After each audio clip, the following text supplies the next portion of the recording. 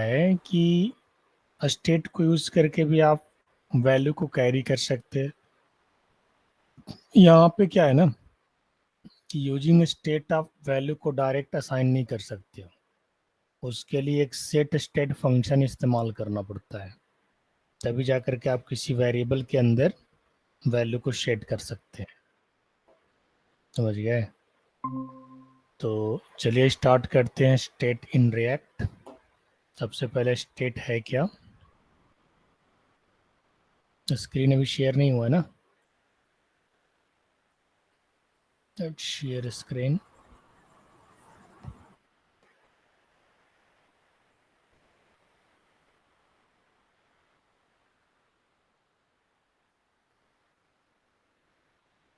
State in react.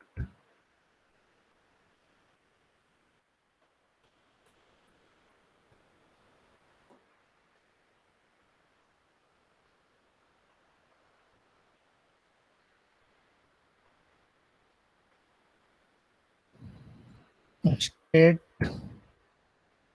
is also known as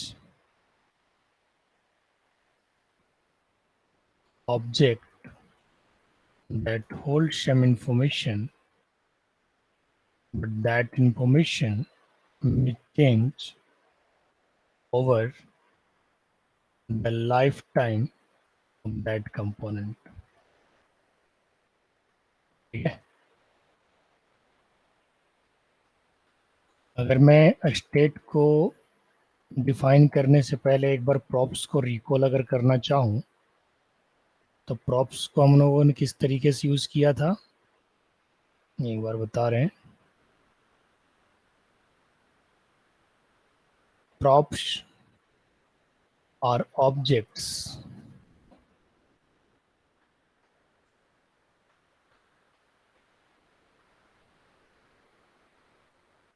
that hold information to control behavior of a component. Problem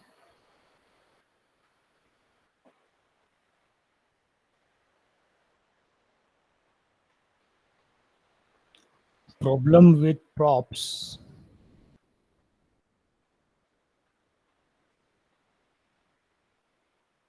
problem with props is that they are immutable. Immutable means data of props that cannot change. एक बार अगर आपने पास कर दिया तो उसे आप change यहाँ पे नहीं कर सकते हो। ठीक है? उसी प्रॉब्लम को ओवरकम करने के लिए रिएक्ट ने स्टेट को इंट्रोड्यूस किया है कि आप स्टेट के वेरिएबल की वैल्यू को चेंज कर सकते हो। उसके लिए सेट स्टेट का एक फंक्शन है जिसे यूज करके आप उसकी इंफॉर्मेशन को सेट कर और चेंज कर सकते हैं। दोनों का काम क्या है? इंफॉर्मेशन को होल्ड करना। ठीक है? प्रॉप्स भी इंफॉर्मेशन को होल्ड कर रहा था, स्टेट भी इंफॉर्मेशन को होल्ड करेगा। दोनों में अंतर भी मैं आपको आगे लिखवाने वाला हूँ, चलो उसको भी लिखवा ही देते हैं। Difference between props and state. अगर इसे डिफ्रेंशिएट करेंगे तो मैं एक टेबल ले लेता हूँ, सबसे अच्छा रहेगा डिफ्रेंशिएट करने के लिए। मान के चलिए इधर आपका प्रॉप्स है और इधर आपका स्टेट है।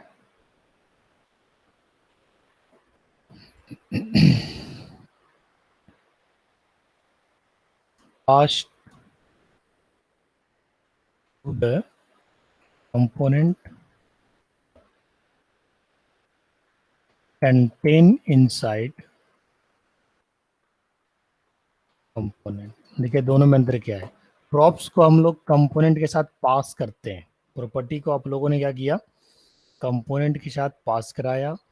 स्टेट को आप लोग को कंपोनेंट के अंदर डिफाइन करना होगा, यानी स्टेट को आपको पास नहीं करना। जिस तरीके से अगर लास्ट सेशन को याद करवाऊं तो हमने जब प्रॉपर्टी बनाया था, प्रॉप्स जब बनाया था, तो उससे हम लोगों ने कंपोनेंट के थ्रू पास कराया था। अगर स्टेट की बात करें तो स्टेट कंपोनेंट के अंदर बनाया जाता है, स्टेट को कंपोनेंट के थ्रू पास नहीं कराया जाता। जबकि प्रॉप्स की अगर बात करें तो प्रॉप्स को हम लोगों ने कंपोनेंट में एज अ ट्रिब्यूट पास कराया था, आपको याद होगा, profile first name equal to this and last name equal to this. तो जो फर्स्ट नेम और लास्ट नेम था वहां पे क्या था, एक वेरिएबल था जो प्रॉप्स के थ्रू एक्सेस हो रहा था, ठीक है, यानी इंफॉर्मेशन ऑन दैट प्रॉप्स। और इसका सेकंड जो पॉइंट है वह प्रॉप्स आर इम्यूटेबल, प्रॉप्स के डेटा को आप चेंज नहीं कर सकते। स्टेट कैन बी चेंज्ड, यानी ये आपका म्यूटेबल है, data of state that can change. Props can be accessed as props this dot props, ठीक है। And functional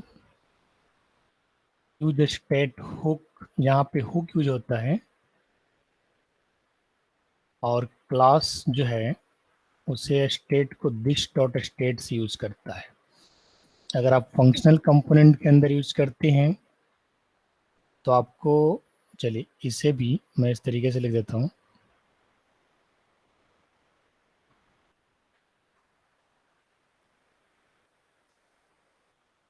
and this dot props in class component, ठीक है।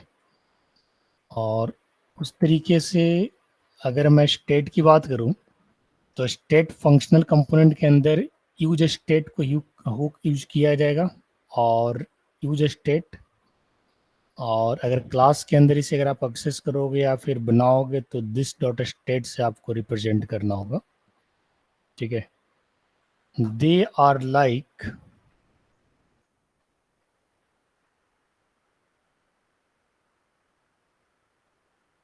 पैरामीटर्स पास्ट, जो function अगर आप प्रॉप्स को यूज करते हैं तो एज ए पैरामीटर्स आप पास करते हैं।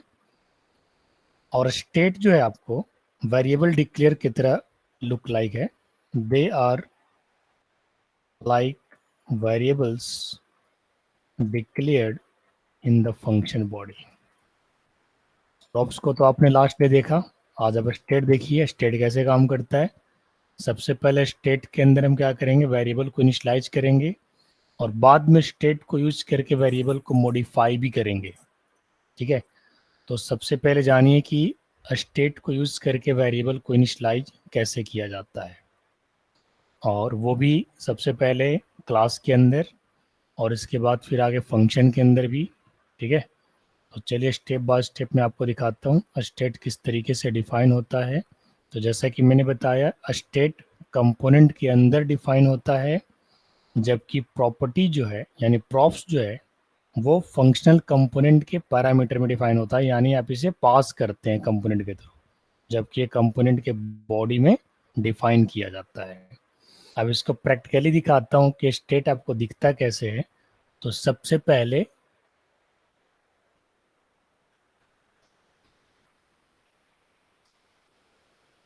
फंक्शनल कंपोनेंट के थ्रू पहले क्लास कंपोनेंट में, तो late open visual studio VS code, और यहाँ पे मैं क्या करता हूँ, एक नया कंपोनेंट बनाता हूँ काउंटर के नाम से, आप किसी नाम से बना सकते हैं। और चूंकि ये हमारा क्लास कंपोनेंट है तो क्लास कंपोनेंट को बनाने के लिए हमें इंपोर्ट करना पड़ता है। क्या इंपोर्ट करना होता है, component that is from react. और क्लास कंपोनेंट को बनाने के लिए आप एक चीज़ को एक्सटेंड भी करते हैं, दैट इज कंपोनेंट। इसके अंदर रिएक्ट में जो कंस्ट्रक्टर बनाते हैं बिल्कुल जावास्क्रिप्ट की तरह ही कंस्ट्रक्टर बनाते हैं, यानी कंस्ट्रक्टर बनाने के लिए कंस्ट्रक्टर आपको लिखना पड़ता है। हमने यहाँ पे कंस्ट्रक्टर बनाया, आपको बिना कंस्ट्रक्टर के भी आपको स्टेट को बना करके दिखाऊंगा। फिलहाल अभी मैं कंस्ट्रक्टर यूज कर रहा हूँ, और कंस्ट्रक्टर का बेसिकली यूज हम लोग क्यों करते थे आप लोग को पता होगा, जरा एक बार फिरदौस से जानना चाहेंगे। फिरदौस बताइए जरा कंस्ट्रक्टर का यूज क्या है, why use sir constructor constructor sir एक मतलब क्या बोलते हैं सर, शहजाद बताओ। दिमाग से हो गया सर, फंक्शन टाइप का काम करता है, जब कंस्ट्रक्टर बनाते थे सर। मधु को पता होगा, बताओ जी, जिसको पता है बताओ। सर कंस्ट्रक्टर का यूज करते हैं डेटा को इनिशियलाइज करवाने के लिए। वेरी गुड, डेटा मेंबर को इनिशियलाइज करवाते हैं। ठीक है, डेटा मेंबर को डेटा के साथ इनिशियलाइज करवाते हैं। डेटा मेंबर क्या होता है मधु? या तो वेरिएबल वेरिएबल। या तो प्रॉपर्टी। हाँ, बिल्कुल सही बात है। तो constructor, it is a special type of member function. It look like a function but it never return a value. Function के बारे में आप लोगों ने क्या पढ़ा है? Function always return a value, बेशक वॉइड रिटर्न भी है, बट उसका रिटर्न टाइप मेंशन करना जरूरी हो जाता है। जबकि अगर कंस्ट्रक्टर की बात करें तो कंस्ट्रक्टर कोई वैल्यू को रिटर्न नहीं करता। कंस्ट्रक्टर का सिंपली वर्क क्या होता है? डेटा मेंबर को इनिशियलाइज करवाना। इनिशियलाइजेशन से आप लोग समझते हैं, इनिशियलाइजेशन कहने का मतलब होता है कि आपने वैल्यू वेरिएबल का इनिशियल वैल्यू क्या रखा है। ठीक है, तो मैं यहाँ पे क्या किया, एक कंस्ट्रक्टर बनाया और इसके साथ सुपर फंक्शन को यूज करके मैं इसके सुपर कंस्ट्रक्टर को यूज कर रहा हूँ। सुपर कंस्ट्रक्टर का यूज करने का मतलब ये है कि we are calling the component as a parent class. So when you use super function, it means we are getting the feature of parent class, that is component. ये super keyword हो सकता है शायद सी शार्प में आपने base keyword पढ़ा हो, है ना, या सुपर ही पढ़ा हो, सुपर ही पढ़े होंगे। तो सुपर बेसिकली क्या करता है, जावास्क्रिप्ट में भी शायद सुपर पढ़ा है आप लोगों ने। तो सुपर क्या होता है बेसिकली, ये पेरेंट क्लास के कंस्ट्रक्टर को इन्वोक कर रहा है। ठीक है, इसके बाद देखिए हम यहाँ पे क्या करते हैं, चूंकि मैं क्लास कंपोनेंट के अंदर स्टेट को भी डिफाइन कर रहा हूँ, तो यहाँ पे लिखूंगा this dot state equal to, और एक वेरिएबल यहाँ पे डिफाइन करते हैं काउंटर, जिसकी इनिशियल वैल्यू कितनी है, 0।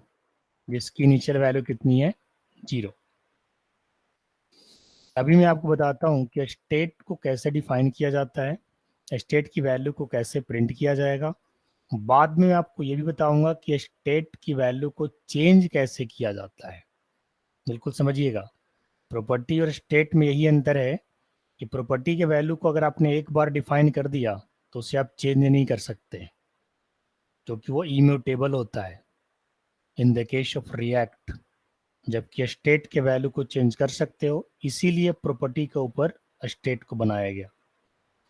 क्योंकि भाई प्रोग्राम कर रहे हैं, एप्लीकेशन में आ रहे हैं, वेबसाइट बना रहे हैं, तो कहीं ना कहीं हमें जरूरत पड़ सकता है कि डेटा को हमें अपडेट करना पड़ जाए। यस या नो? अब ये कंस्ट्रक्टर के जस्ट बाहर आएंगे और एक रेंडर मेथड को कॉल करेंगे, और इस रेंडर मेथड के अंदर रिटर्न करेंगे। क्या रिटर्न करेंगे? H3 या H2 कुछ भी, चलो H2 को रिटर्न कर लेते हैं। और यहाँ पे लिखते हैं काउंट वैल्यू ईच, या वैल्यू ऑफ काउंटर ईच, ऐसे लिख देता हूँ, वैल्यू ऑफ काउंटर ईच। अभी मैंने स्टेट को मॉडिफाई नहीं किया है, स्टेट को अभी सिर्फ इनिशियलाइज किया हूँ। ठीक है, और इसके बाद उस वैल्यू को, उस वेरिएबल को यहाँ पे प्रिंट करने की कोशिश कर रहे हैं। तो जब भी आप स्टेट बनाते हो क्लास के अंदर, तो बनाते समय भी दिस कीवर्ड का यूज होता है, और एक्सेस करते समय भी दिस कीवर्ड का यूज होता है। ये काम तो प्रॉपर्टी के साथ भी हो रहा था। दिस कीवर्ड का प्रॉपर्टी, जब आप क्लास कंपोनेंट के अंदर प्रॉपर्टी को यूज कर रहे थे, यानी प्रॉप्स को यूज कर रहे थे, तो वहाँ पे भी दिस कीवर्ड लगा रहे थे। तो क्लास के केस में दिस कीवर्ड बेसिकली क्या इंडिकेट करता है? करंट ऑब्जेक्ट को इंडिकेट करता है, यानी करंट इंस्टेंस को इंडिकेट करता है। करंट इंस्टेंस मीन व्हाट, कि अगर आप दिस कीवर्ड यहाँ पे लगा रहे हो तो ओवरऑल काउंटर को हम लोग इंडिकेट कर रहे हैं कि काउंटर के अंदर जितने भी मेंबर्स हैं वो सारे उसी काउंटर के मेंबर हैं, जो अगर आप दिस यूज कर रहे हैं तो दिस हमेशा करंट इंस्टेंस को इंडिकेट करता है, करंट ऑब्जेक्ट को इंडिकेट करता है। करंट ऑब्जेक्ट कहने का मतलब इस काउंटर क्लास के अंदर जितना भी मेंबर होगा उसे आप दिस के थ्रू एक्सेस कर सकते हैं, जो भी एक्सेसिबल मेंबर है।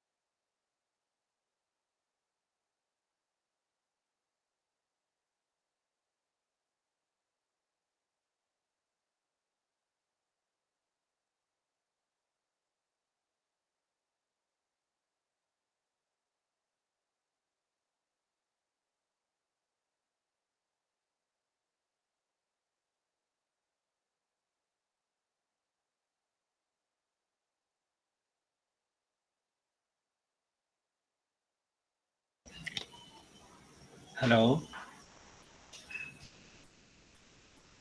आओ भैया।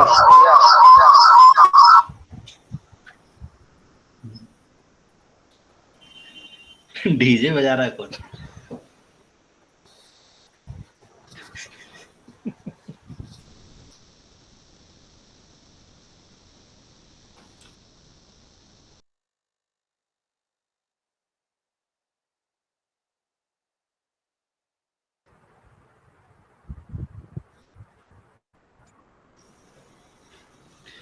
हेलो। सर का नेट खत्म हो गया आज फिर। अरे जब तक हम अंताक्षरी खेलते हैं।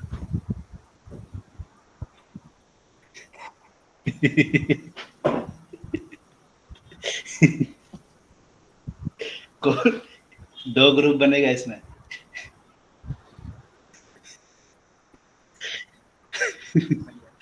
सर सर का नेट खत्म हो गया।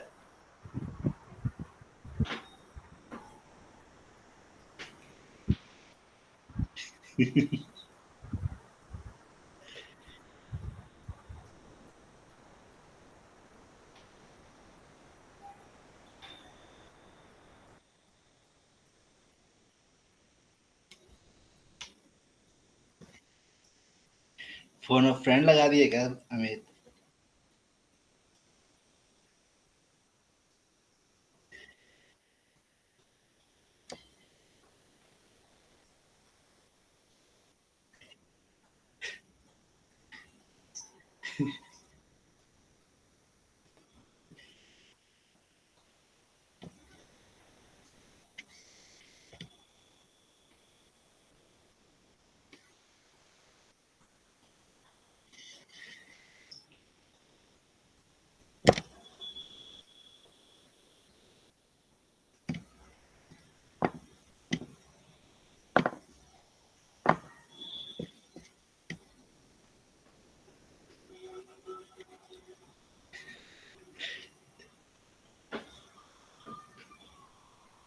नेटवर्क चला गया था क्या जी?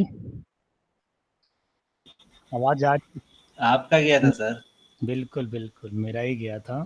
एक्सेप्ट करते हैं। कहाँ तक दिखा था आप लोग को? रिजल्ट दिख गया था? अच्छा, रिजल्ट दिखेगा। चलिए रिजल्ट दिखाते हैं। रिजल्ट हमने दिखा दिया है, ये बस खाली आपको दिखाना। ये देखिए रिजल्ट दिख रहा है अब। Value of counter is 0। जो हमने स्टेट से इनिशियल वैल्यूज को सेट करवाया था 0, वो भी आपको यहाँ पे प्रिंट हो रहा है।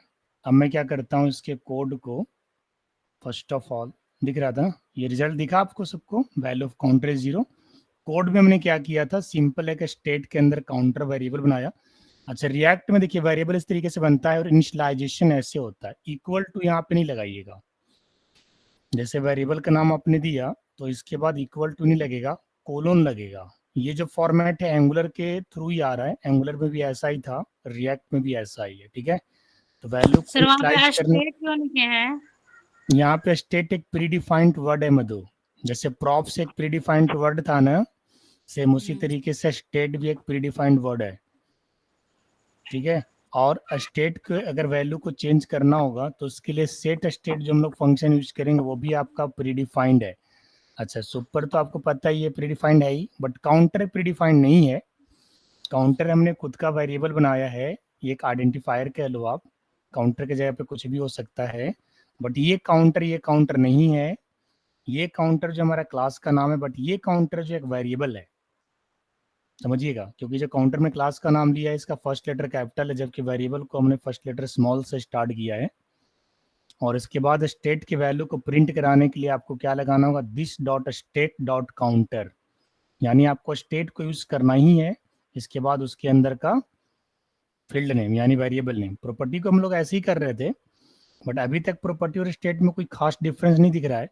थोड़ा सा बस इतना डिफरेंस दिखा है कि हम लोग स्टेट को किसी फंक्शन के अंदर बना रहे हैं, कंस्ट्रक्टर के अंदर बना रहे हैं। इट मीन्स कि कह सकते हैं कि फंक्शन के अंदर बना रहे हैं, जबकि प्रॉप्स को हम लोग फंक्शन के अंदर नहीं बनाते थे, फंक्शनल कंपोनेंट में या फिर किसी कंपोनेंट में पास कराते थे, ठीक है। अब इसकी वैल्यू को चेंज करना है। उससे पहले मैं इसका कोड को कॉपी कर लेता हूँ आप लोगों के लिए, इसके बाद इस कोड को मैं थोड़ा चेंज करूंगा। यहाँ पे क्या लिखना है, क्रिएटिंग स्टेट इन रिएक्ट। ये हमने जो इस टाइम अभी बनाया वो क्या बनाया, काउंटर डॉट जेएस है ना, और ये आपका ऐप डॉट जेएस है जहाँ पे आपके फाइल को इंपोर्ट करना है। ऐप डॉट जेएस का चलो डाल ही देते हैं, कई बार आप लोग मिस्टेक हो जाता है। ठीक है, अब मैं क्या करता हूँ, स्टेट की वैल्यू को चेंज करवाता हूँ। मैंने क्या कहा था थ्योरी में कि प्रॉप्स की वैल्यू को आप चेंज नहीं कर सकते, ये रहा थ्योरी, प्रॉप्स की वैल्यू को आप चेंज नहीं कर सकते, जबकि स्टेट की वैल्यू को आप चेंज कर सकते हैं। तो मैं इसी कोड में क्या करता हूँ, ये जो हमने कोड बनाया है इसके जैसे मान के चलिए हमने बनाया है, अभी बनाया था काउंटर के नाम से ना, काउंटर के अंदर चले जाते हैं। अब इसकी वैल्यू को हमें चेंज करना है। चेंज क्या करना है, हम चाहते हैं कि इसका वैल्यू 1 से इंक्रीमेंट हो। तो इसी काउंटर के अंदर हम क्या करेंगे, एक फंक्शन बनाएंगे। देखिए कैसे फंक्शन बनता है, और उस फंक्शन को बटन के क्लिक पे कॉल कराएंगे। ये तो कंस्ट्रक्टर है जिसका काम है डेटा मेंबर को इनिशियलाइज कराना। फर्स्ट टाइम ये सिर्फ इनिशियलाइज करा सकता है। अब इसके स्टेट के वैल्यू को आपको इंक्रीमेंट करना है। तो कैसे इंक्रीमेंट होगा, तो उसके लिए एक नया फंक्शन बनाते हैं इंक्रीमेंट के नाम से। आप ये फंक्शन भी किसी नाम के बना सकते हो, मैं इंक्रीमेंट नाम से बना रहा हूँ। ये कोई डिफाइंड वर्ड नहीं है, ये जस्ट एक यूजर डिफाइंड नेम है क्योंकि फंक्शन का नेम है। ठीक है, अब मुझे यहाँ पे देखिए उसकी वैल्यू को चेंज करवाना होगा, तो उसके लिए सेट स्टेट यूज करना होगा। सेट स्टेट एक प्रीडिफाइंड फंक्शन है रिएक्ट के अंदर। सेट स्टेट क्या है, एक प्रीडिफाइंड फंक्शन है। ठीक है, अगर आप अपने स्टेट के वैल्यू को चेंज करना चाहते हो तो हमेशा आपको सेट स्टेट यूज करना पड़ेगा। ये चीज को याद कर लीजिए, क्योंकि आगे आने वाला टाइम में अगर आप कोई फॉर्म हैंडल करोगे, जैसे मान के चलो जिस तरीके से अरिथमेटिक ऑपरेशन वगैरह आपने परफॉर्म किया है, लॉगिन फॉर्म वगैरह बनाया है, तो वहाँ पे स्टेट और सेट स्टेट का बहुत ज़्यादा यूज है। तो इसके साथ आपको फेमिलियर होना होगा रिएक्ट में, तो कुछ कुछ चीज़ें नया ज़रूर होता है टेक्नोलॉजी के अंदर। तो एक सर बार फिर से, हाँ बोलिए, पूछिए। कंस्ट्रक्टर में जो स्टेट है वो स्मॉल है और इसमें कैपिटल स्टेट है। हाँ, तो ये दोनों अलग अलग चीज़ें, ध्यान दो। ये स्टेट जो है आपका, ये एक मान के चलो यहाँ पे प्रीडिफाइंड ऑब्जेक्ट है, जबकि सेट स्टेट एक फंक्शन है। वो सिर्फ स्टेट है, ये सेट स्टेट है, दोनों अलग अलग वर्ड है। सिर्फ स्टेट कब यूज होगा, वेरिएबल को डिक्लेयर करने के लिए और इनिशियलाइज करने के लिए, समझ गए। और सेट स्टेट कब यूज होगा, वेरिएबल को चेंज करने के लिए, उसकी वैल्यू को चेंज करने के लिए, मॉडिफाई करने के लिए या री इनिशियलाइज करने के लिए। समझ रहे बात को फिरोज, ये दोनों चीज अलग अलग है, दोनों सेम चीज नहीं है, दोनों सेम चीज नहीं है। वेरिएबल को डिक्लेयर करने के लिए क्या लिखना होगा, स्टेट, और वेरिएबल की वैल्यू को रीडिफाइन करने के लिए या रीइनिशियलाइज करने के लिए क्या लिखना होगा, सेट स्टेट। बिल्कुल वैसा ही जैसे मान के चलो प्रॉपर्टी में अगर वेरिएबल की वैल्यू को सेट करते हो तो सेट एक्सेसर एक्टिव होता है, और गेट करते समय गेट एक्सेसर। तो स्टेट ने रिएक्ट के अंदर स्टेट में क्या कहा गया कि अगर आप किसी भी वेरिएबल की वैल्यू को सेट करना चाहते हो तो नॉर्मली बाकी अदर लैंग्वेज की तरह आप ऐसे नहीं कर सकते कि यहाँ पे काउंटर की वैल्यू 0 है, नीचे काउंटर प्लस प्लस लगा दो। रिएक्ट एक्सेप्ट नहीं करेगा, वैसे नहीं कर सकते, अलाउ नहीं है। जब भी आप किसी वेरिएबल को बढ़ाओगे या घटाओगे तो उसके लिए आपको सेट स्टेट इस्तेमाल करना पड़ेगा, समझ गए। अब मैं देखिए काउंटर की वैल्यू को यहाँ पे अपडेट कर रहा हूँ। अच्छा, काउंटर की वैल्यू अपडेट भी होगा तो कैसे होगा, जिस तरीके से हमने इनिशियलाइज करने के लिए कोलन का यूज किया, जैसे आप CSS के क्लास को इनिशियलाइज करते हो तो वहाँ पे भी क्या लिखते हो, कोलन यूज करते हो ना, उसके प्रॉपर्टी को इनिशियलाइज कराने के लिए, असाइन कराने के लिए। तो रिएक्ट के अंदर वेरिएबल को इनिशियलाइज कराने के लिए, रीडिफाइन कराने के लिए आपको क्या लिखना होगा, कोलन, इक्वल टू नहीं, याद रखिएगा। अब मैं यहाँ पे क्या करता हूँ, काउंटर की वैल्यू को मॉडिफाई करता हूँ। क्या लिखूंगा, काउंटर, मान के चलो ये इक्वल टू जैसा है, यानी काउंटर की वैल्यू को हम रीडिफाइन कर रहे हैं, this dot state dot counter +1। बस ऐसा कर देने से क्या होगा कि जितनी बार भी आप इंक्रीमेंट फंक्शन को कॉल करोगे, हर बार ये काउंटर की वैल्यू को 1 से इंक्रीमेंट कर देगा।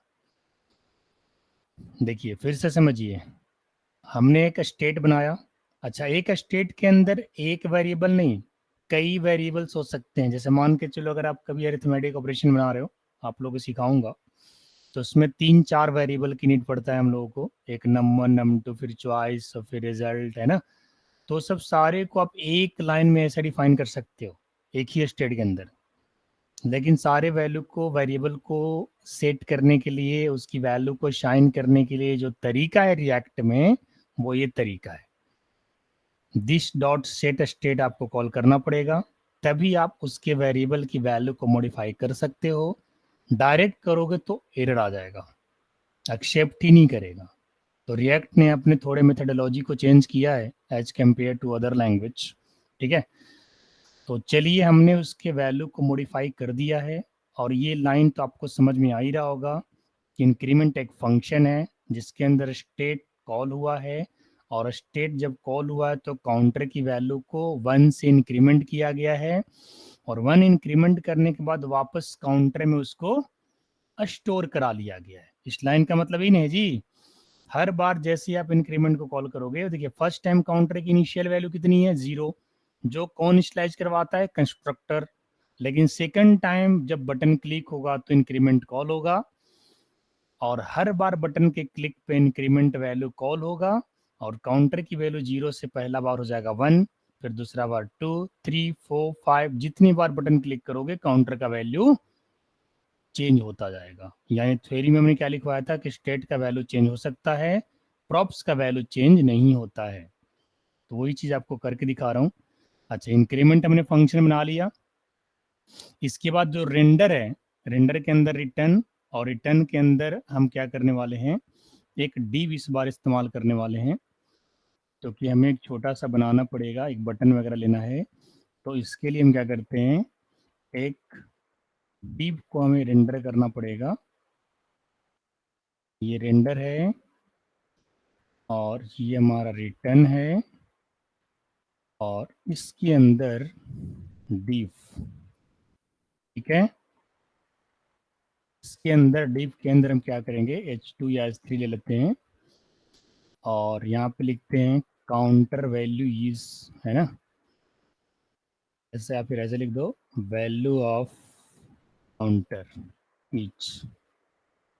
अच्छा, यहाँ पे आउटपुट वैसा ही दिखाएंगे जैसे लास्ट सेशन में दिखाया था, this dot state dot counter, ठीक है।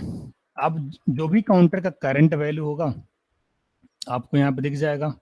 अब सबसे बड़ा चैलेंज क्या है भाई, वैल्यू बढ़ाने का काम कौन कर रहा है, फंक्शन परफॉर्म कौन करता है, एक्शन परफॉर्म कौन करता है, फंक्शन। तो इस वाले इंक्रीमेंट फंक्शन को कॉल करना पड़ेगा। अब देखिए इंक्रीमेंट फंक्शन कॉल कैसे होगा। तो इसी div के अंदर, यानी h2 के बाहर, हम क्या करेंगे, बटन लेंगे और यहाँ पे क्या लिखेंगे, ऑन क्लिक। देखिए ऑन क्लिक में ऑन और क्लिक का सी कैपिटल, बट ध्यान रहे ये जो बटन हमारा है ये नॉर्मल बटन है, फॉर्म के बाहर का चीज है। जब फॉर्म के अंदर आप बटन लोगे ना, तो वहां पे ऑन क्लिक नहीं, बटन टाइप सबमिट लेना होगा, और फॉर्म में एनजी सब वो चलेगा, कहते हैं ऑन सबमिट चलेगा। तो चूंकि अभी मैं फॉर्म नहीं बना रहा हूँ, आगे चल करके आपको दिखाऊंगा अभी फॉर्म कैसे बनेगा, क्योंकि जब फॉर्म बनाएंगे तभी आप टेक्स्ट बॉक्स वगैरह की वैल्यू को एक्सेप्ट कर पाएंगे रिएक्ट में। फिलहाल अभी ये दिखा रहा हूँ कि फंक्शन कैसे कॉल होता है रिएक्ट में। फंक्शन बताने की तो जरूरत नहीं है, क्योंकि फंक्शन आप सभी लोगों को पता है। जो फंक्शन आपने सी में सीखा है, C++, C#, जावास्क्रिप्ट, हर जगह फंक्शन का मतलब सब जगह सेम है। तो मुझे फंक्शन नहीं पढ़ाना, मैं रिएक्ट पढ़ा रहा हूँ। तो मैं फंक्शन को नहीं, फंक्शन को कॉल कैसे करना है रिएक्ट में वो बताऊंगा। बटन ऑन क्लिक, यहाँ पे एरो की से अगर कॉल करूंगा तो एरो की से कैसे कॉल होता है, ये यहाँ पे स्क्वायर ब्रैकेट लगता है, और इसके बाद सॉरी स्मॉल ब्रैकेट, इसके बाद एरो की, एरो की के बाद हम क्या यूज करेंगे, दिस डॉट फंक्शन का नाम इंक्रीमेंट, ये देखिए ऐसे, और इसके बाद बटन का नाम आप क्या देना चाहते हैं, क्लिक मी, ये आप दे दीजिए, div आपका बंद हो गया। तो ये जो तरीका है फंक्शन कॉल करने का यूजिंग एरो की, ये तो विदाउट फॉर्म है। आप लोग देख सकते हैं अभी तक इस वाले कंपोनेंट के अंदर, चूंकि मैं अभी क्लास कंपोनेंट में हूँ, और क्लास कंपोनेंट में हमने अभी तक फॉर्म डिफाइन नहीं किया है। हालांकि रिएक्ट में फॉर्म डिफाइन करने का वही सेम तरीका है जो HTML में करते थे, फॉर्म टैग, बट अभी तक हमने फॉर्म टैग का इस्तेमाल नहीं किया है। और विदाउट फॉर्म टैग इस्तेमाल किए अगर आप बटन क्लिक का परफॉर्मेंस देखना चाहते हैं तो उसके लिए आपको एरो की यानी ES6 मेथोडोलॉजी को यूज करना होगा। यानी जिस तरीके से हम लोग अगर जावास्क्रिप्ट की बात करें तो वहां पे क्या करते थे, button on click equal to function का नाम, है ना, इस तरीके से कॉल कर देते थे। लेकिन यहाँ पे हो वही रहा है, बट साथ में दिस कीवर्ड लगा हुआ है, एरो की लगा हुआ है। ये जावास्क्रिप्ट का स्टैंडर्ड वर्जन है ना, इसलिए ऐसा लगा हुआ है। अब बाकी सब कुछ सेम है, कुछ नहीं करना। app.js के अंदर हमारा काउंटर कॉल हो ही रहा है पहले से ही, हमने यहाँ से नहीं हटाया है। और इस काउंटर वाले फाइल को जो अभी हमने चेंज किया, इसे थोड़ा सेव कर लेते हैं। करंट हमने सेव किया तो फर्स्ट टाइम जब काउंटर लोड होगा तो क्या दिखाएगा, 0। लेकिन जैसे ही आप बटन क्लिक करोगे काउंटर का वैल्यू चेंज होता जाएगा। ठीक है, तो इससे मतलब ये है कि आप स्टेट की वैल्यू को चेंज कर सकते हो। और एक नया चीज आपको ये भी सीखने को मिला कि बटन के क्लिक पे रिएक्ट फंक्शन को कॉल कैसे किया जाए।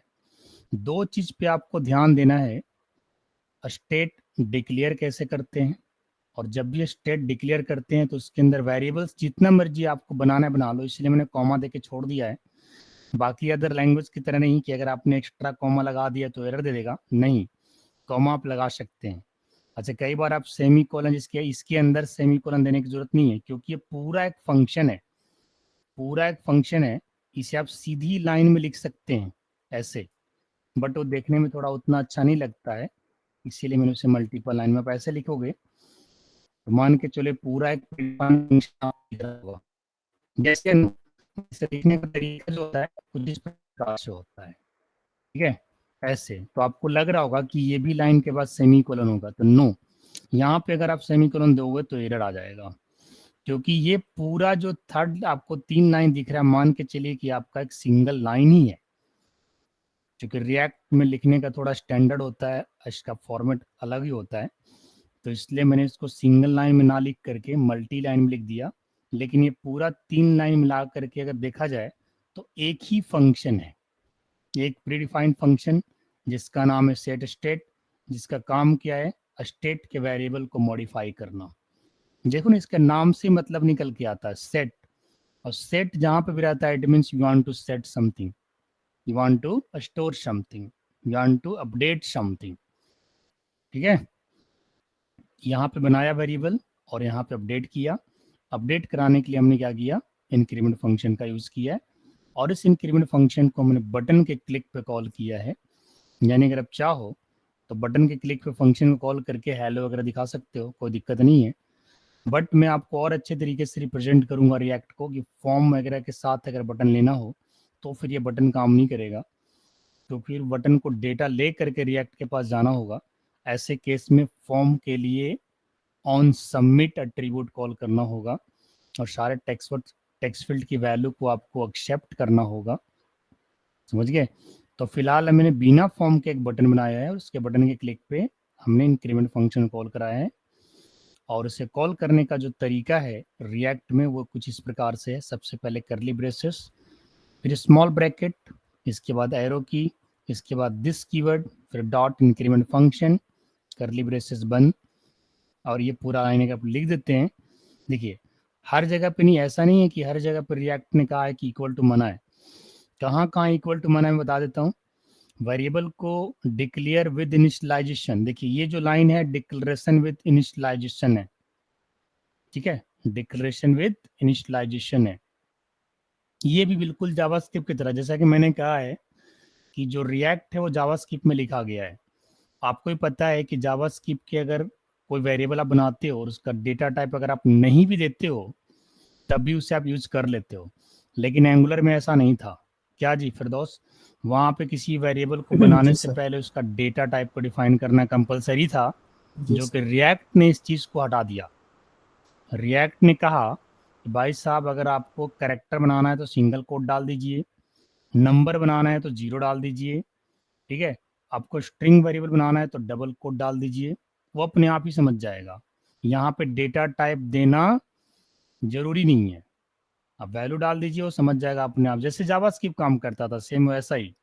क्योंकि रिएक्ट को जावास्क्रिप्ट में लिखा गया इसलिए रिएक्ट आसान हो गया, और एंगुलर को टाइप स्क्रिप्ट में लिखा गया था इसलिए angular as compare to react थोड़ा टफ हो गया। ठीक है, तो ये काफ़ी आसान है, इसके लिए आपको वैर टाइप नहीं लगाना, आपको लेट वगैरह नहीं लगाना, आपको डेटा टाइप यूज नहीं करना है, काफ़ी सिंपल है। बस एक नाम दे दो, कोलन लगा दो इनिशियलाइज अगर आपको करना है तो, और अगर कुछ नहीं करना है ब्लैंक करना है तो यहाँ पे आप ऐसे ब्लैंक भी दे सकते हैं, इस प्रकार से ये ब्लैंक वैल्यू सर माना जाएगा।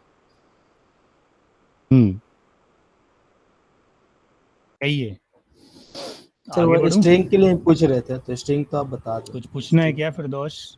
स्ट्रिंग ही के लिए पूछ रहे थे तो आप बता दें हाँ कि बता दिया एम्प्टी मैंने। के लिए स्ट्रिंग सर। हाँ, यहाँ पे आपको number, character, any data type, string data type आपको लिखने की कोई आवश्यकता नहीं है। ठीक एंगुलर है, में तो जबकि सब यही लिखना चीज हम पड़ता लोग था एंगुलर सर, में बिल्कुल नंबर लिखना पड़ता स्ट्रिंग था। सारा वहां लिखना पे अगर आप पड़ता। डेटा टाइप नहीं लिखते तो एरर आ जाता था बकायदा, लेकिन रिएक्ट ऐसा कुछ नहीं कहता है। रिएक्ट कहता है भाई आप लिख दो मैं समझ जाऊंगा। ठीक है, तो अभी मैंने स्टेट के वैल्यू को मॉडिफाई करके दिखाया, ऑन बटन क्लिक। अब मैं आपको प्रॉप्स को डिस्ट्रैक्ट करके दिखाता हूँ, फिर आगे भी स्टेट को हम कंटिन्यू करेंगे।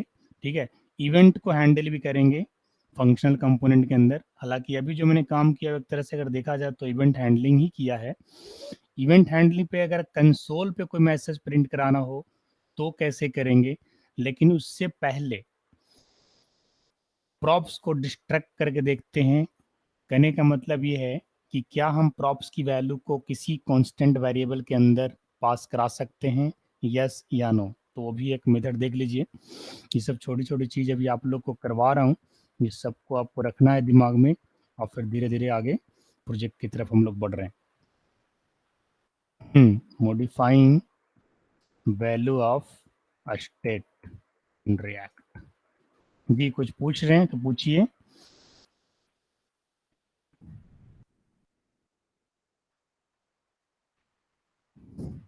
कुछ भी जब प्लस ऑपरेटर लग गया तो फिर प्लस की जगह कुछ भी लगा सकते हैं। आगे आ रहे हैं ना, अरिथमेटिक ऑपरेशन भी करा देंगे ना, काय चिंता करता है। ठीक है, मॉडिफाई का मतलब होता है फिर आप कुछ भी कर सकते हैं। मॉडिफाई समझ रहे हैं ना, मॉडिफाई में सिर्फ प्लस ही नहीं आता। मॉडिफाई मतलब आप समझ ही रहे हो, वैल्यू को आप जैसे चाहो तोड़ सकते हो, अपडेट कर सकते हो, चेंज कर सकते हो। मॉडिफाई का मतलब ये होता है, समझ गए ना? अच्छा है आपने पूछ लिया, दिमाग में जो आए डाउट वो पूछ लेना चाहिए। ऐप डॉट जेएस के अंदर यही रहेगा हमारा सेम चीज। अब मैं आपको दिखाता हूँ कि प्रॉप्स को डिस्ट्रैक्ट कैसे किया जाता है। तो उस काम को करने के लिए मैं एक नया कंपोनेंट बनाता हूँ, न्यू फाइल रिज्यूम के नाम से। और चूंकि ये भी एक क्लास कंपोनेंट है तो सबसे पहले हमें इंपोर्ट करना पड़ेगा कंपोनेंट। ध्यान रखिएगा जो रूल अभी मैंने बताया है स्टेट के केस में, हालांकि अभी स्टेट खत्म नहीं हुआ है, स्टेट पे पूरा प्रोजेक्ट है। प्रॉप्स और स्टेट ये दो ही पूरे प्रोजेक्ट के अंदर काम करेंगे। सबसे ज़्यादा स्टेट यूज होगा, प्रॉप्स कम यूज होगा, स्टेट ज़्यादा यूज होगा। ठीक है, प्रॉप्स इसलिए कम यूज होगा क्योंकि प्रॉप्स का डेटा को आप चेंज नहीं कर सकते, और प्रोजेक्ट एक ऐसा प्लेटफॉर्म है जहाँ पे आपको हर डेटा को चेंज करना होता है, तो इसलिए स्टेट ज़्यादा यूज होगा। स्टेट को आप सही से समझिएगा। क्लास हमने एक बनाया रिज्यूम, एक्सटेंड कराया हमने कंपोनेंट को। इसके बाद फिर फाइल है उस पर आते हैं इवेंट हैंडलिंग पे, और कंसोल पे भी आपको मैसेज प्रिंट करके दिखाते हैं कि रिएक्ट में कंसोल पे मैसेज कैसे प्रिंट होता है। उससे पहले जरा मैं प्रॉप्स को डिस्ट्रैक्ट कर लेता हूँ एक बार। देखिए मैं आपको दिखाता हूँ कि प्रॉप्स की वैल्यू को किसी कांस्टेंट वेरिएबल के अंदर कैसे डाला जाएगा। तो हमने एक रेंडर मेथड बनाया, और रेंडर मेथड बनाने के बाद कॉन्स्ट, और इसके अंदर हमने क्या किया, एक्सप्रेशन के अंदर हमने नेम को यूज किया है, और इज इक्वल टू लगाने के बाद दिस डॉट प्रॉप्स। ठीक है, और इसके बाद हमने क्या किया, रिटर्न किया H1 this is a class component, ठीक है, एक मैसेज लिख दिया नेम, ठीक है। इसके पहले जो हमने प्रॉप्स को यूज किया था, उस प्रॉप्स को यूज करने का तरीका अलग था, आपने देखा था मैंने फंक्शन के अंदर यूज किया था। अब मैं यहाँ पे प्रॉप्स को डायरेक्ट यूज कर रहा हूँ, देख रहे हो, डायरेक्ट यूज कर रहा हूँ, कहने का मतलब दिस डॉट प्रॉप्स। अब दिस डॉट प्रॉप्स कहने का मतलब व्हाट, कि अगर इस क्लास के पास अगर कोई प्रॉप्स अगर आता है तो उसका वैल्यू सीधा नेम में स्टोर हो जाएगा और वो वैल्यू फिर वापस हमें h1 में दिख जाएगा। इसका मतलब ये न है, तब इसके अंदर वैल्यू आएगा कहाँ से भाई, तो रिज्यूम कंपोनेंट को जो भी कॉल करेगा वैल्यू उसको वहीं से पास करना होगा, ठीक है। तो चलिए ये भी एक तरीका जानते हैं। हमने यहाँ पे रिटर्न कर दिया, रिटर्न करने के बाद ब्रेसेस हमारा बंद हो गया, लास्ट में एक स्पोर्ट लगा दीजिए, डिफॉल्ट रिज्यूम, ठीक है। अब इस रिज्यूम को मैं कॉल करता हूँ यहाँ पे, ये रहा हमारा app.js और इसके पीछे काउंटर को मैं थोड़ा भी हटा देता हूँ और इंपोर्ट कर लेता हूँ मैं अपने रिज्यूम को। यस, काउंटर हटा देते हैं, काउंटर के फिलहाल अभी काम नहीं है। और रिज्यूम को हमें कैसे कॉल करना है ध्यान दीजिए, मैं यहाँ से वैल्यू पास करूँगा जैसे हमने पिछले बार भी प्रॉपर्टी में पास किया था, जैसे सुप्रो, ये देखिए यहाँ से वैल्यू पास हुआ। तो जब ये वैल्यू पास होगा तो ये सीधा कहाँ पे चला जाएगा, रिज्यूम के पास, यानी रिज्यूम कंपोनेंट जो आपका है उसके पास चला जाएगा। और इसके अंदर प्रॉप्स एक बना हुआ है, प्रॉप्स को हमने क्या किया है, कांस्टेंट में पास करा दिया है। प्रॉप्स की वैल्यू को हम क्या कर रहे हैं, रिलीज कर रहे हैं, यहाँ प्रॉप्स बना नहीं रहे हैं, प्रॉप्स की वैल्यू को डिस्ट्रक्ट कर रहे हैं यानी उसे रिलीज कर रहे हैं, ठीक है। प्रॉप्स बनाने का आपको यहाँ पे परमिशन नहीं है, प्रॉप्स आप फंक्शन के आर्गुमेंट बना सकते हो बट किसी फंक्शन के बॉडी में नहीं बना सकते, ऐसा थ्योरी भी लिखवाया हूँ। ये देखिए थ्योरी एक बार फिर से दिखाते हैं,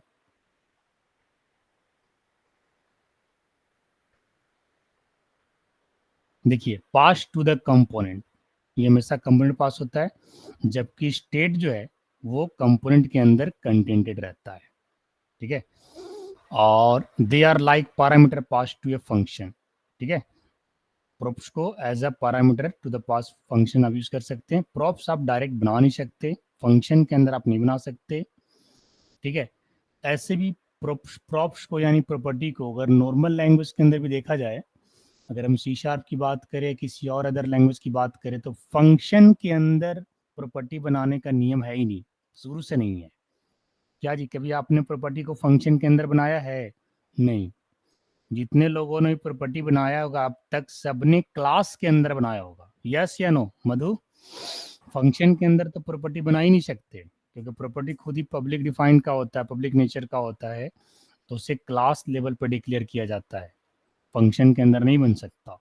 वेरिएबल को आप फंक्शन के अंदर बना सकते हो बट प्रॉपर्टी फंक्शन के अंदर नहीं बनता है, इस चीज का ध्यान रखिएगा। तो रिएक्ट भी उसी नियम को यहाँ पे फॉलो कर रहा है कि प्रॉप्स किसी फंक्शन के अंदर बनेगा नहीं, हाँ, बट फंक्शन के अंदर प्रॉपर्टी के डेटा हम लोग रिलीज कर सकते हैं, डेटा वहां से एक्सेस कर सकते हैं। तो वही काम मैं यहाँ पे कर रहा हूँ रिएक्ट में, कि प्रॉपर्टी के अंदर एक डेटा आया हुआ पड़ा है, कहाँ से आया, हमने यहाँ से कॉलिंग फंक्शन से भेजा एक डेटा, सुप्रो नाम है इसका, और इस डेटा को हम रिलीज कर रहे हैं और एक वेरिएबल में स्टोर करा। देखिए डायरेक्ट अगर आप स्टेट नहीं बनाते हो तो ऐसे ही वेरिएबल बना सकते हैं रिएक्ट में, ऐसे बनाए भी हैं कई बार, फंक्शनल कंपोनेंट में कॉन्स्ट लिख करके आपने बनाया भी है। तो प्रॉप्स को हम यहाँ पे रिलीज कर रहे हैं, डिस्ट्रैक्ट कर रहे हैं, ठीक है। कंस्ट्रक्ट और डिस्ट्रैक्ट दो अलग अलग चीज है। कंस्ट्रक्ट का मतलब होता है इनिशियलाइजेशन यानी वैल्यू सेट करना, और डिस्ट्रैक्ट का मतलब होता है रिलीजिंग यानी वैल्यू रिलीज करना, डिस्ट्रैक्ट करना, ठीक है। तो मैं यहाँ पे प्रॉप्स की वैल्यू को रिलीज कर रहा हूँ, डिस्ट्रैक्ट कर रहा हूँ। अभी प्रॉप्स की वैल्यू सेट कहाँ हुआ है, तो ऑब्वियस सी बात है, जो जिस कंपोनेंट को आपने कॉल किया वहाँ पे एज ए पैरामीटर्स यानी एज ए प्रॉपर्टी आपने यहाँ पे सेट किया है, और उसको रिलीज हम कहाँ पे कर रहे हैं, एक वेरिएबल के अंदर, और वापस इस वेरिएबल की वैल्यू को हमने h1 के थ्रू प्रिंट कराने की कोशिश किया है। यानी जो वैल्यू हमने यहाँ से पास किया, यहाँ से app.js के थ्रू, वो सीधा रिज्यूम के पास गया और यहाँ से इसकी वैल्यू को रिलीज करके नेम में स्टोर करा दिया और नेम को प्रिंट करा लिया, सिंपल। अब इसको सेव करते हैं और चलाते हैं, ऐप डॉट जेएस को भी सेव कर लेते हैं और चलाते हैं और देखते हैं कि क्या हमारा वैल्यू रिलीज हो रहा है। तो बिल्कुल रिलीज हो रहा है। यहाँ पर आप देख सकते हैं सुप्रोज एक वैल्यू है, हमने वहाँ से पास किया था। स्पेस हमने दिया नहीं है इसलिए स्पेस नहीं आ रहा है। आप स्पेस यहाँ से दे सकते हैं, यहाँ से आपको स्पेस देने का है, आप यहाँ से स्पेस दे सकते हैं। इस तरीके से अगर आप स्पेस दे दोगे तो आपको वैल्यू और मैसेज के बीच में स्पेस आ जाएगा। यस, ठीक है। तो इस तरीके से हमने इस वाले एग्जाम्पल में क्या आपको दिखाया कि किस तरीके से प्रॉप्स की वैल्यू को रिलीज किया जाता है। ठीक है, एक बार फिर से, प्रॉप्स किसी फंक्शन के अंदर नहीं बन सकता। हाँ, फंक्शन के अंदर प्रॉप्स की वैल्यू को एक्सेस किया जा सकता है, ठीक है, बट स्टेट को आप बना सकते हो, है ना, स्टेट को बना सकते हो। तो ये मैंने आपको क्या बताया, प्रॉप्स की वैल्यू को रिलीज करना। आगे हम जानेंगे कि इवेंट को कैसे हैंडल किया जाता है। हालांकि जब स्टेट की वैल्यू को हम चेंज कर रहे थे तो वहां पे भी आपको दिखाया था इवेंट को हैंडल करके। ऑन क्लिक को कॉल किया था, ऑन क्लिक आपका एक तरह से इवेंट ही है, ठीक है। इवेंट एक नोटिफिकेशन होता है, जो बटन क्लिक भी हो सकता है, माउस प्रेस भी हो सकता है, ये सब सारे इवेंट ही है। तो आपने सर देखा, हाँ पूछिए। सर ये रिटर्न जो हर बार लगता है तो वैल्यू रिटर्न करता है तो पता, लेकिन सर रिटर्न के बगल में जैसे ही अगर इंटर होता है H1 अगर नीचे आता है तो एरर क्यों आ जाता है सर? उसको हमेशा एक्चुअली चेक क्या है, करो। एक्चुअली देखिए क्या है, दो बार आपने रिटर्न को दो तरीके से देखा होगा। एक तो आपने ये तरीका देखा कि आपने एक रेगुलर HTML को रिटर्न कराया। अच्छा, ये जो रेगुलर HTML जो है ना फिरदौस, इसे आप सिर्फ HTML ना कहो, ये JSX है, इसलिए इसको JSX कहा जा रहा है कि आप अपने स्टैटिक यानी लिटरल मैसेज के साथ साथ एक डायनेमिक वैल्यू भी देख रहे हो। यस या नो? हालांकि HTML में आप यस ऐसा नहीं कर यस सकते। HTML में अगर आपको लिखना होगा H1 के अंदर तो नॉर्मल आपका लिटरल टेक्स्ट ही लिखाएगा, डायनेमिक वैल्यू नहीं आएगा। जैसे आप लोग ने 10 + 20 30 को प्रिंट करा लिया था ना, क्या HTML में से दिखा सकते हो? नहीं दिखा सकते। तो जिस तरीके से अगर आप इसको देख रहे हैं कि एक HTML टैग है, तो थोड़ा देर के लिए इसको HTML को हाइड करके आप इसे JSX समझिए, आपको दिक्कत नहीं होगा। JSX मीन्स एक सिंगल वैल्यू, आप इसे मान के चलिए, मान के चलिए कि एक स्ट्रिंग वैल्यू है जो रिटर्न हो रहा है, समझ गए? कई बार आपने रिटर्न में देखा होगा कि हम ब्रैकेट लगाते हैं। सर दिक्कत है सर कि इसी के साथ ही लेगा, इसके नीचे अगर आता तो फिर ऐसा क्यों हो जाता है सर? इसके साथ ही यहाँ पे लेता सेव दिख कर, एक्चुअली क्या है ना, दिख रिएक्ट भी ऐसा वैसे ही करता लेता है। है सर। एक बार चेक करके देख लेते हैं। हाँ एक्चुअली क्या है, आपने रिटर्न को यूज किया है कभी? तो अगर बहुत यूज आपने किया है रिटर्न को यूज किया होगा तो रिटर्न के नीचे वाला लाइन जो होता है ना, वो रीडेबल नहीं होता। पता है क्यों? क्योंकि रिटर्न का मतलब क्या होता है, प्रोग्राम को ब्रेक कर देना, यानी वहां से प्रोग्राम आपका खत्म हो गया। यानी रिटर्न आपका सबसे लास्ट स्टेटमेंट होता है। अगर आपने बीच में कहीं रिटर्न लगा दिया तो फिर कंट्रोलर यानी आपका कंपाइलर कह लो, उस रिटर्न के आगे नहीं बढ़ पाएगा। ऐसा रूल आपने नहीं पढ़ा?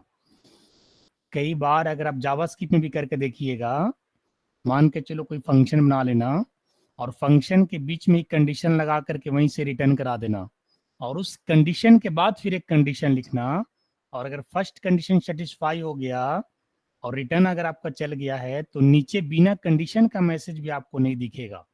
यानी नॉर्मल जो मैसेज है हेलो वर्ल्ड भी, और अगर आपने कंडीशन के अंदर रिटर्न लगा दिया है तो काउंटर वहीं से बाहर आ जाएगा, क्योंकि रिटर्न के बाद वाला लाइन जो होता है वो रीडेबल नहीं होता है, कंपाइलर के कैपेसिटी के बाहर का चीज होता है। इसीलिए रिएक्ट कहता है कि अगर आप रिटर्न एक वैल्यू कर रहे हो तो रिटर्न मीन्स उसी वैल्यू को आप रिटर्न कर रहे हो और इसके बाद आपका कहानी खत्म हो जा रहा है।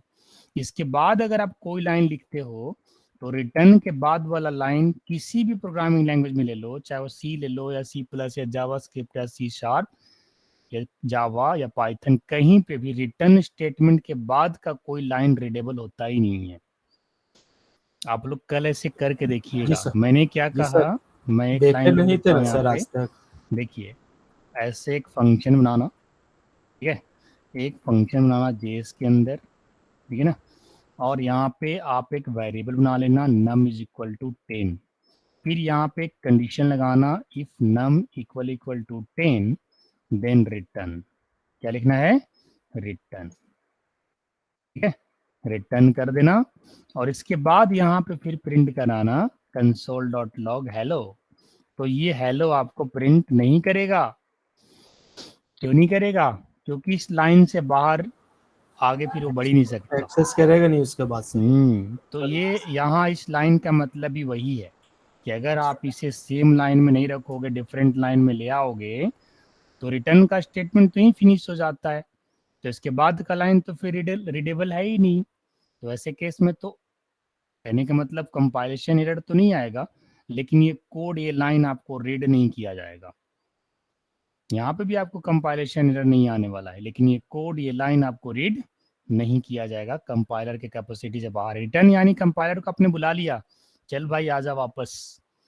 हकीकत में ऐसा ही होता है। तो जी सर, आपने लास्ट रिटर्न लगा करके क्या किया, आपने अपने काउंटर को, कंपाइलर को यहाँ से बुला लिया कि आपका काम खत्म हुआ, रिजल्ट दिखाई और वापस आई।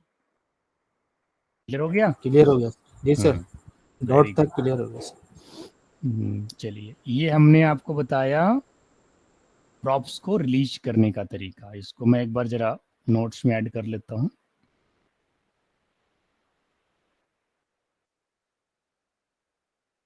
Distracting, DESTRUCTURING, distracting props.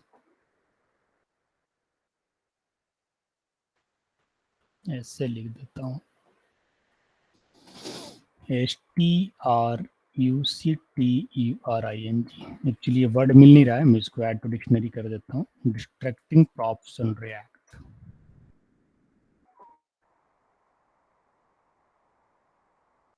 तो इस एग्जांपल में आपको क्या दिखने को मिला कि प्रॉप्स की वैल्यू को रिलीज कैसे किया जाए, है ना। प्रॉप्स मैंने बनाया नहीं है, प्रॉप्स की वैल्यू को एक्सेस किया है। एक बार फिर से बताना चाहूंगा। ठीक है, एक लास्ट आपको बताता हूँ कि कंसोल पे कैसे वैल्यू प्रिंट होगा इवेंट हैंडलिंग में। ठीक है, event handling in functional component.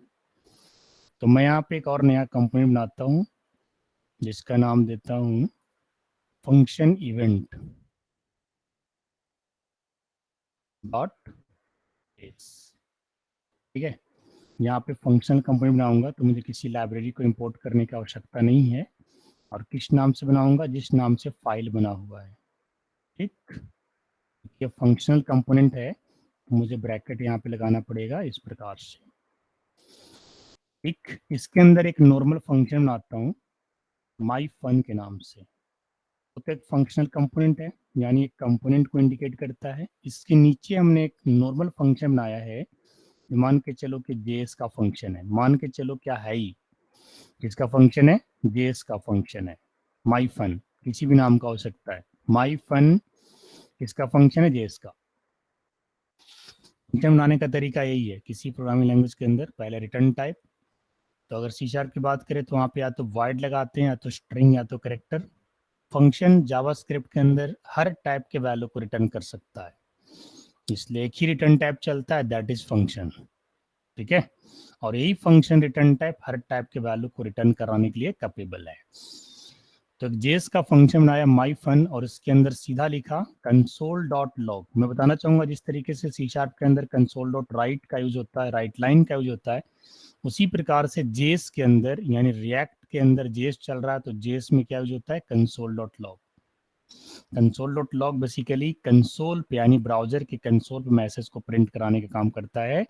और यहाँ पे मैं लिखने वाला हूँ बटन क्लिक, यानी अगर आप बटन क्लिक करते हो तो इसके बाद ये एक मैसेज शो होगा। हालांकि इसके पहले भी हमने बटन क्लिक करके आपको दिखाया, लेकिन उस टाइम हमने क्या किया था, किसी फंक्शन को कॉल करके वैल्यू को इंक्रीमेंट किया था। अब इस फंक्शन को कॉल करके मैं एक मैसेज को प्रिंट कर रहा हूँ। काफी सिंपल एग्जांपल लेके चल रहा हूँ ताकि आप लोग को ज्यादा समस्या इकट्ठे खड़ा नहीं हो जाए। आज आपको बस दो चीज को दिमाग में रखना है, स्टेट एंड प्रॉप्स। बाकी फंक्शन कॉल करने का तरीका आप धीरे धीरे प्रैक्टिस करके सीख जाओगे। कोड को रटिएगा नहीं, प्रैक्टिस करने की कोशिश कीजिए। जितना ज्यादा से ज्यादा प्रैक्टिस रहेगा आप अच्छे से कोड लिख पाएंगे। तो मैं यहाँ पे क्या करता हूँ, यहाँ पे लिख दिया फंक्शनल कंपोनेंट, एक लिटरल टेक्स्ट है, इसका कोई लेना देना नहीं है प्रीडिफाइंड वर्ड से। और यहाँ पे बटन को कॉल कर लेता हूँ। नॉर्मल बटन को कॉल करता हूँ, ठीक है, on click that is equal to my fun. देखिए ऐसे भी फंक्शन को कॉल कर सकते हैं। इसके पहले जो मैंने फंक्शन कॉल कराया था उसमें ES6 यूज किया था, मैंने जावास्क्रिप्ट का स्टैंडर्ड वर्जन यूज किया था। लेकिन यहाँ पे आप देख सकते हैं कि हमने फंक्शन को डायरेक्ट विदाउट आर्गुमेंट हमने कॉल कर लिया है, तो ये और आपको आसान लग रहा होगा। बट ये सब जो तरीका है, जब आप फॉर्म नहीं बनाते हो तब आप इस तरीके से फंक्शन को कॉल कर सकते हो, on click equal to my fun. जबकि अगर मैं जावास्क्रिप्ट की बात करूँ तो वहाँ पे ब्रैकेट लगाना होता था इस तरीके से, लेकिन यहाँ पे ब्रैकेट नहीं लगाना, सिंपल आप करली ब्रेसेस यूज कीजिए और उसके अंदर माई फन डाल दीजिए। हालांकि थोड़ा स्टार्टिंग में आप लोग को मेहनत करना पड़ेगा क्योंकि काफ़ी सिंटेक्स अलग है, रिएक्ट में जो है काफ़ी अलग है, लेकिन काम करते करते फिर आपका इसी का आदत लग जाएगा और काफ़ी फिर अच्छा लगने लगेगा आपको ये चीज़। डिप मैंने बंद किया, यहाँ पे मैं, ये हमारा डिप बंद हो गया। इसके बाद हम यहाँ पे रिटर्न बंद करते हैं और रिटर्न बंद करने के बाद ये हमारा फंक्शन बंद हो गया। और फंक्शन बंद होने के बाद मुझे फंक्शन कंपोनेंट को यहाँ पे एक्सपोर्ट करना पड़ेगा। तो चलिए मैं एक्सपोर्ट कर लेता हूँ फंक्शन इवेंट, यस। तो इस वाले एग्जांपल में आपको क्या दिखाने वाला हूँ कि जैसे बटन क्लिक करोगे तो कंसोल पे आपको एक मैसेज प्रिंट होने वाला है, दैट इज बटन क्लिक्ड। क्या दिखने वाला है? बटन क्लिक्ड, ठीक है ना। तो अभी मैंने जो बताया इसको पहले कॉल कर लेता हूँ, इसके बाद आगे चलते हैं। फंक्शन इवेंट जिसे मैं app.js के अंदर जा रहा हूँ। अब आप लोग को ये चीज़ बड़ा आसान हो गया होगा समझना, क्योंकि एक ही चीज़ को एक ही तरीका से हम कर रहे हैं अभी तक, है ना। कुछ कुछ चीज़ें नया भी हम ऐड करते जा रहे हैं। Import function event from components अपने आप लिखा जाता है और यहाँ पे फंक्शन कंपोनेंट को, फंक्शन इवेंट को कॉल कर लेंगे। कॉल करके सेव करते हैं और सेव करते ही बटन क्लिक करेंगे। यहाँ पे बटन है हमारा, हमने एक फंक्शन कंपोनेंट एक मैसेज दिया था और उसके साथ एक बटन लिखा था, और बटन क्लिक करते ही देखिए एक मैसेज आ गया, बट आपको दिख नहीं रहा है। वो कहाँ दिखेगा? आपको कंसोल पे दिखेगा। ये देखिए कंसोल कैसे खोलते हैं, राइट क्लिक करके इंस्पेक्ट करना होता है। और ये देखिए यहाँ पे कंसोल है और कंसोल के अंदर आप देख सकते हैं एक मैसेज आया हुआ है, बटन क्लिक। जितने बार बटन क्लिक करोगे उतने बार आपको यहाँ पे मैसेज दिखता जाएगा। ये देखिए यहाँ पे दिख रहा है 10 टाइम 11 टाइम बटन क्लिक यहाँ पे हुआ है, ठीक है। तो इस तरीके से आप फंक्शन को कॉल कर सकते हैं ऑन बटन क्लिक, ठीक है। तरीका क्या है? सिंपल, एक फंक्शन बनाना है और उस फंक्शन को जो है ऑन क्लिक इवेंट के साथ इक्वल टू लगाने के बाद एक करली ब्रेसेस यूज करना। यानी मान के चलो यहाँ पे बाइंडिंग एक्सप्रेशन है, यानी एक्सप्रेशन, इसे आप करली ब्रेसेस यहाँ पे नहीं कहिएगा तो ज्यादा अच्छा रहेगा। आपको क्या बोलना है? इसे एक्सप्रेशन बोलना है, क्योंकि जो कंप्लीट हम लोग जो सिंटेक्स लिख रहे हैं ये कंप्लीट सिंटेक्स JS6 का है। आप ये मत भूल जाइए कि ये JS6 का कोड नहीं है, ये कंप्लीट जो है JS6 है। और JS6 के अंदर वैल्यू या कोई भी डायनेमिक काम करना हो, फंक्शन कॉल करना है, डायनेमिकली कुछ परफॉर्म करना, तो वहां पे एक्सप्रेशन आपको यूज करना पड़ेगा। एरो 6 भी यूज करते हैं तब भी हमें एक्सप्रेशन यूज करना ही पड़ता है। तो एक और एग्जांपल देता हूं, ये तो फंक्शन के अंदर बटन क्लिक हुआ। अब क्लास कंपोनेंट में बटन क्लिक कैसे होता है वो भी जरा एक बार देख लीजिए, ठीक है। बहुत ज्यादा समय लगेगा, 2 मिनट में हो जाएगा, ध्यान दीजिए आप लोग।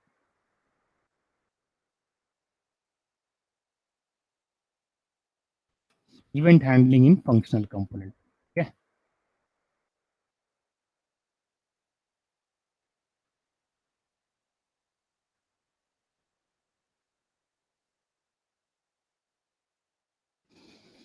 इसके बाद event handling in class component. तो इसके लिए मैं एक नया कंपोनेंट बना रहा हूँ जिसका नाम दूंगा क्लास इवेंट, है। अब मुझे यहाँ पे इंपोर्ट करना पड़ेगा।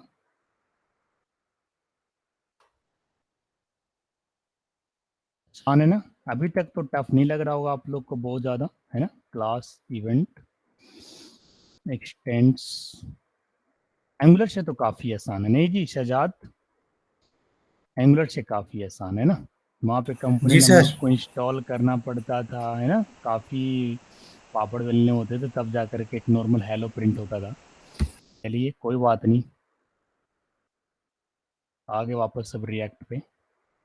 हेलो वर्ल्ड, हमने एक फंक्शन बनाया किसके अंदर? क्लास के अंदर। किस नाम से? माई फन के नाम से। और कंसोल डॉट लॉग पे हमने क्या प्रिंट कराया, एक मैसेज। इसके पहले आपको मैसेज प्रिंट करवाया बट फंक्शनल कंपोनेंट से करवाया था, अब क्या करवा रहा हूँ, क्लास कंपोनेंट से करवा रहा हूँ। ध्यान दीजिएगा, कंसोल डॉट लॉग के बाद जब आप क्लास कंपोनेंट बनाते हैं तो रेंडर मेथड भी आपको लिखना होता है और इसके अंदर रिटर्न भी लगाना होता है, और अगर आप रिटर्न ले रहे हो तो फिर डिव भी लगाना होगा। और यहाँ पे मैं लिख देता हूँ क्लास बेस्ड इवेंट, ठीक है।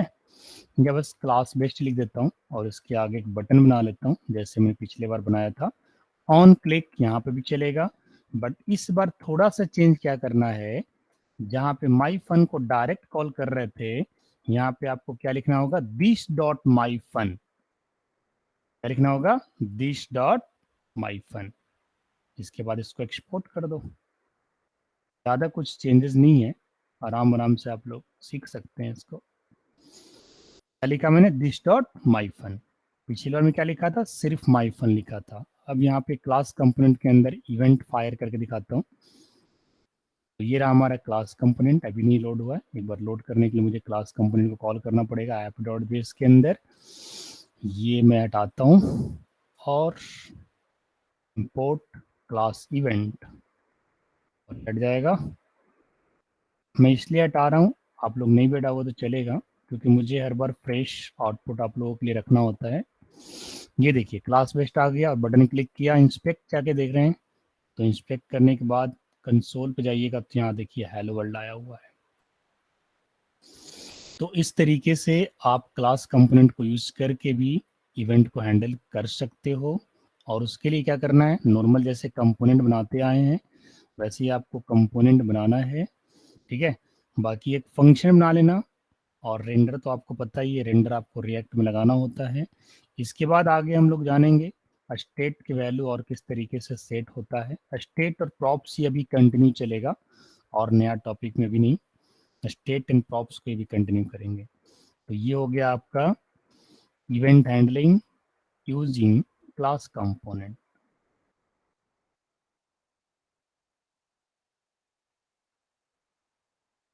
ठीक है,